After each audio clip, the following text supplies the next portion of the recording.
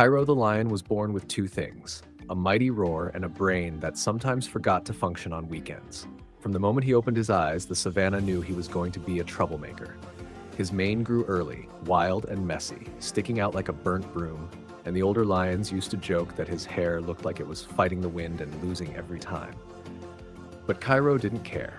He believed he was destined for greatness, and no one could convince him otherwise.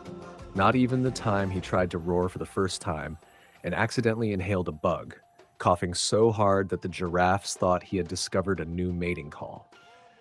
As Cairo grew, he became known for two things: his courage and his ability to misinterpret absolutely any situation. When he saw vultures circling, he thought they were applauding him. When he heard hyenas laughing, he assumed they were fans. When a buffalo charged at him during his first hunt, he believed the buffalo was greeting him with enthusiasm. His mother, Zara, often sighed and said, "Cairo, my son, you are strong, but sometimes I fear your brain is made of dry grass." His father, Marag, who had the patience of a rock, simply nodded and said, "He'll learn." Spoiler, he rarely did. By the time Cairo reached adulthood, he had developed one strange habit. He would challenge anything that moved. Leaves, shadows, butterflies, his own tail. Nothing was safe. He once spent 20 minutes fighting his reflection in a water puddle before realizing the enemy lion looked suspiciously familiar.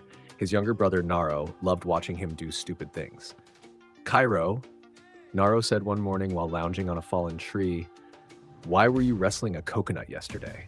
Cairo puffed up. "That wasn't a coconut. That was a spy sent by rival lions. It was literally a coconut. You don't know its intentions." Despite his chaotic energy, Cairo was brave in a way that wasn't always smart, but was always impressive. So when stories of a mysterious beast roaming the far side of the savannah began spreading, something big, silent, and dangerous, Cairo decided it was his destiny to face it. "I will defeat it," he said proudly, "and the savannah will finally recognize me as Cairo the Great." Or Cairo the Late, Naro murmured under his breath. But Cairo ignored him and marched off with all the confidence of someone who had no idea what he was walking into. The journey to the far savannah was long. Cairo passed a massive baobab tree where monkeys threw fruit at him. Cairo dramatically dodged them, shouting, "Cowards! Face me!" The monkeys laughed and aimed better. A flock of flamingos screamed at him for stepping into their lake. Cairo roared, and his roar echoed beautifully, shaking the surface of the water. For a moment, even the flamingos stopped arguing. Then Cairo tripped and fell in, ruining the moment entirely. Eventually, he arrived at the Silent Plains, an area so quiet that even the wind seemed scared to enter. Legend said a monster lived there. Cairo, being Cairo, immediately yelled, "Hello, monster! I am here to defeat you!" The silence responded with nothing, which only encouraged him. He marched deeper until he came across giant footprints. He sniffed them with the seriousness of an expert tracker, even though he had absolutely no idea what he was smelling. "Aha," he said, nodding like he understood everything.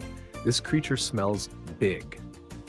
Naro, who had secretly followed him, facepalmed from behind a bush. Suddenly, there was a low rumble. The ground shook. Cairo's ears perked up, his claws came out, his bravery activated very loudly. "Show yourself," he roared. The rumble grew louder, and then it appeared. The monster. Except, it wasn't a monster. It was a gigantic, old, battle-scarred elephant. Not just any elephant. This was Toro, the legendary matriarch of the northern herd, known for her temper, her strength, and her ability to flip lions like pancakes. Cairo froze. "Ugh, hello, huge, respected lady monster?" Toro squinted at him. "Did you call me a monster?" Cairo smiled nervously. Beautiful monster?" Naro hid behind a rock, whispering, "He's dead. He's absolutely dead." Toro stomped toward Cairo. Each step was a drumbeat of doom. "Little lion," she rumbled, "why have you disturbed my territory?" Cairo puffed out his chest, forgetting she could crush him by blinking. "I have come to prove myself as the greatest lion." Toro raised one giant eyebrow. "By challenging me?" "Yes!" Even Toro was shocked by his stupidity. "Are you sure?" "I was born ready," Toro sighed. "Very well, but you asked for this." Toro swung her trunk and smacked Cairo so hard he flipped backward through the air, landed in a bush, bounced out, and slid across the ground like he was on wheels. Naro winced. "Oof." Cairo staggered up, dizzy, mane full of leaves, eyes spinning like marbles. "Is that all you got?" Toro smirked and flicked him again. This time he flew farther. He landed face first in mud. When he stood up, his face looked like a melted sculpture. Naro walked over. "Brother, maybe, stop?" But Cairo, stubborn as a buffalo, refused. "I must win for honor." "For honor?" Toro asked. "Or for stupidity?" "Yes." He charged at her. She stepped aside. He crashed into a tree. He tried again. She flicked dust into his eyes. He ran in circles. He tried roaring. She blew air from her trunk so strong it rolled him away like a tumbleweed. After half an hour of getting absolutely dominated, Cairo collapsed dramatically, tongue out, making dying noises even though he wasn't actually dying. Naro poked him. "Stop being dramatic.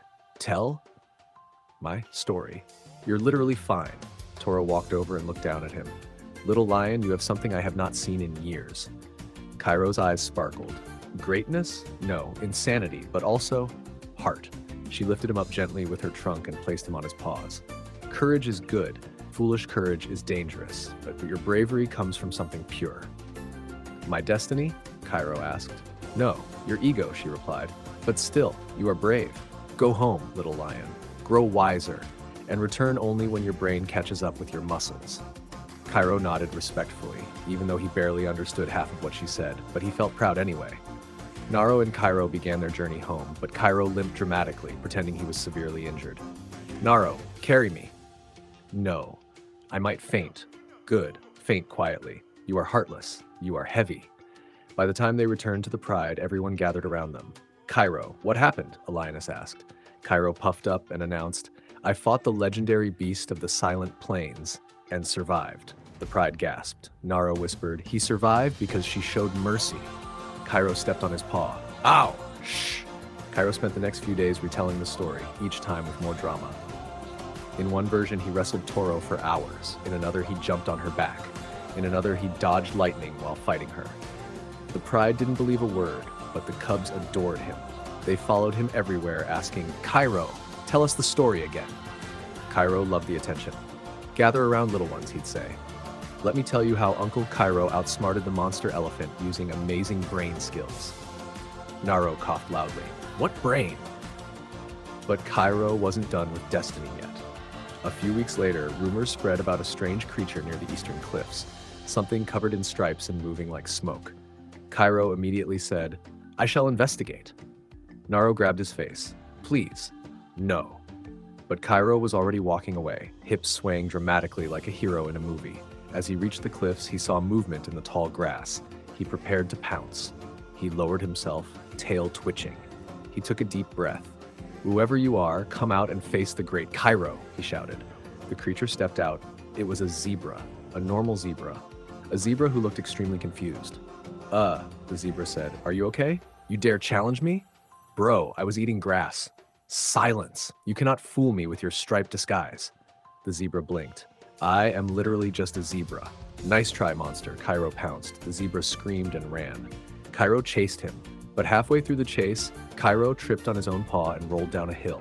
The zebra stopped running and looked down shocked. "You okay, man?" Cairo groaned. "I planned that." Later, when he returned home covered in dust again, the Pride gathered around. "Cairo, what was the creature?" He cleared his throat confidently. "An ancient striped demon. Very dangerous, but I scared it away with my power." Naro whispered. "He chased the zebra and lost." Cairo stepped on his paw again. "Ow! Stop doing that!" Life continued with Cairo doing brave things in very stupid ways. He chased storms. He challenged migrating birds. He tried to roar at thunder. He attempted to jump over a sleeping buffalo and landed directly on its head. Yet somehow, through all the chaos, he became respected. Not for his intelligence, but for his enormous heart, unstoppable courage, and refusal to give up, even when absolutely no one asked him to do anything. One day, when Cairo was lying on a warm rock watching the sunset, Naro sat beside him.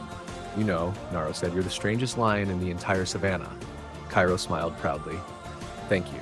That wasn't a compliment. I know. Still thank you." Cairo looked out over the glowing horizon and said, "Naro, one day my story will be remembered." Naro snorted. "Oh, it will. Just maybe not for the reasons you think." Cairo chuckled. "Maybe not. But a story is a story." And as the sky darkened, the brothers sat together, the wind brushing their manes, the savannah quiet but alive. Somewhere far away, Toro the elephant sneezed and said,